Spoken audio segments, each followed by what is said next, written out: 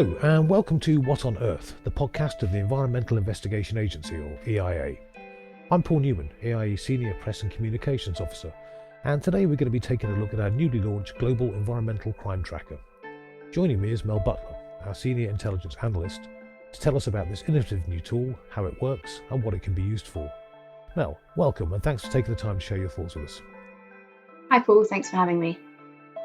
Okay, to get things rolling, and for the benefit of any listeners who've perhaps not yet heard of it, just what is the Global Environmental Crime Tracker and how did it come about? Well, at EIA, we monitor, collect and analyse lots of data on the illegal trade in wildlife, on timber trade and other environmental crime.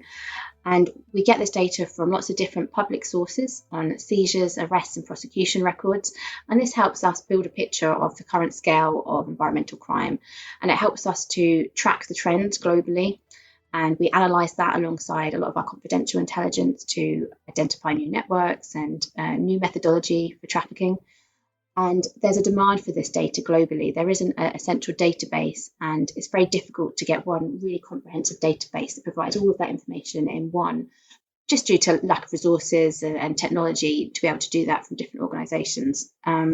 So what this tracker has been created for is to visualize a lot of the data that we have collected within EIA for many years for the different campaigns, which we use for our investigations and our research and campaigning, and put it into one place that everyone can access publicly for free, to make it as accessible as possible and to provide some interactive dashboards and maps to be able to provide a bit of context around that data. Excellent stuff. Now, obviously, other organisations working on environmental issues such as the illegal wildlife trade and timber trafficking, some of them maintain their own databases of trafficking activities and seizures. What makes EIAs any different?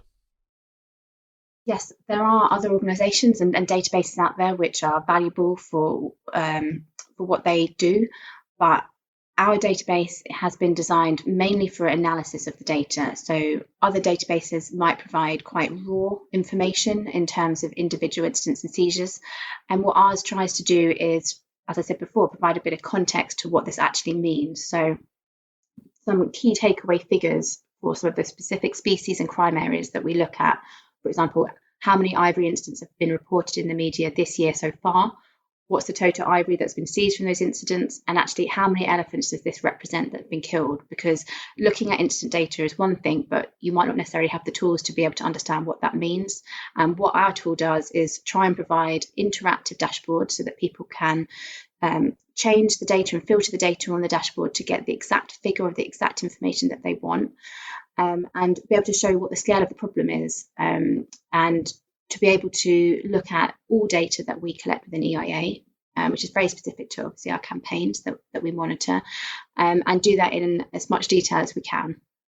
So is it fair to say that obviously we've got this huge mass of data, which, if you like, coming at it cold is just a hugely off-putting resource. What this allows you to do is to interrogate the data effectively, to access the aspects of it that you particularly want and to shape your results based on the actual areas you're specifically interested in. Is that right? Yeah, that's right. And we have always provided our public raw data to anyone that's asked for it. But as you say, sometimes it's quite difficult to analyse that when you're just looking at a really large spreadsheet with all these different fields. And what we wanted to do was try and make it easier for people to really understand what that meant. Okay. If we just digress momentarily, when we first announced this on our various social media channels a week ago, one of the responses we had was, hey, you guys have got all this data on environmental crime. Organisations like Traffic keep their own data on environmental crime, and there are other organisations beyond that do a similar thing. And the question this person posed was, why don't we all just have one set data bank, and why do we all replicate? My assumption is we're not replicating, we're using different kinds of data for different purposes. Is that the case? Yes, that's right. It is a good question, and it is quite a difficult question to answer quite succinctly. But each organisation will collect data that they need for their specific purposes. And Traffic's tool is great for what they need it to be, which is a portal of raw data for people to be able to access for all different species, and they have specific requirements and data sources for that. And we already collect this data internally because we need it for our own work and our own campaigns, and for us to be able to track the key species that we look at and the key types of environmental crime. So we already have it internally and we need it internally. So what this does is actually present it in a nicer way for the public to be able to see the data that we already have. So we're making it more valuable, essentially. So the idea is just to make it a lot more accessible to people, and frankly, from people like me who are terrified by vast amounts of data they have to make sense of, a lot more friendly to use, I guess. Yes, you don't need to understand spreadsheets to understand the tracker. Thank heavens for that. I might even use it myself.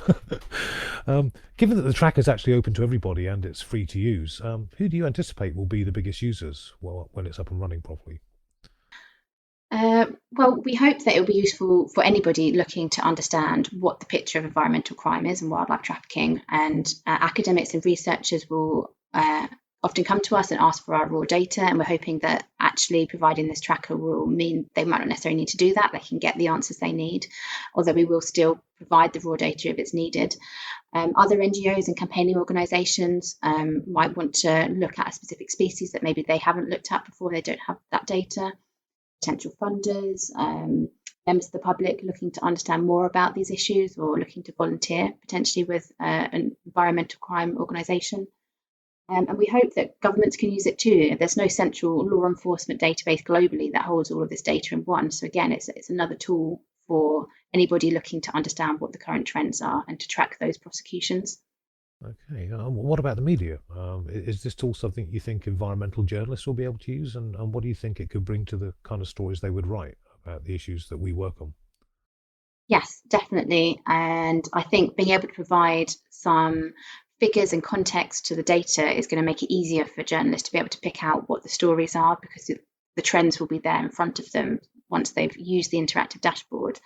And it looks at lots of different areas. It doesn't just look at how many incidents have there been and how much has been seized. It looks at areas such as concealment methodology, trade routes. So it provides a bit more depth in some of the information that they might be looking at.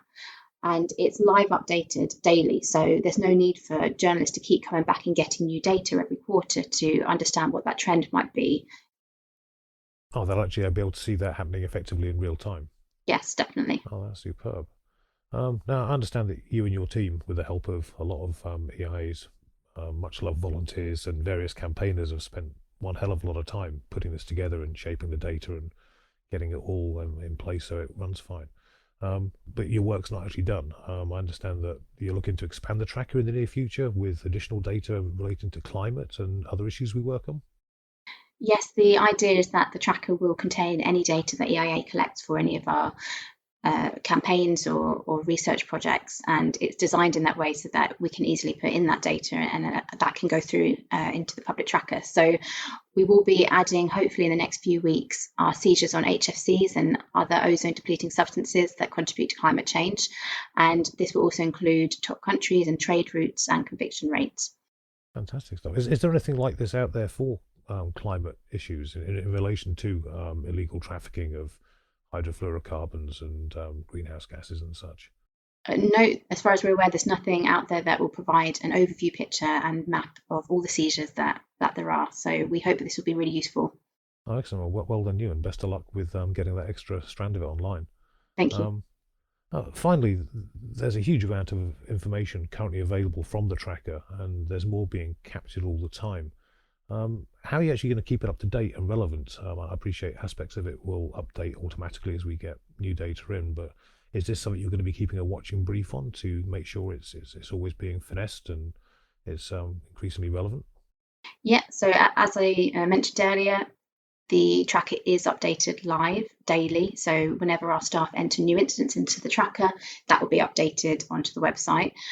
But also, we're really keen to keep this as a living project and to make sure that we are taking on any feedback which users can submit on our contact us form on the website, and also just to improve some of the functionality that we know we can improve. So from the mapping, we're hoping to improve that, to add different layers on there so that it provides even more context to what the seizures are.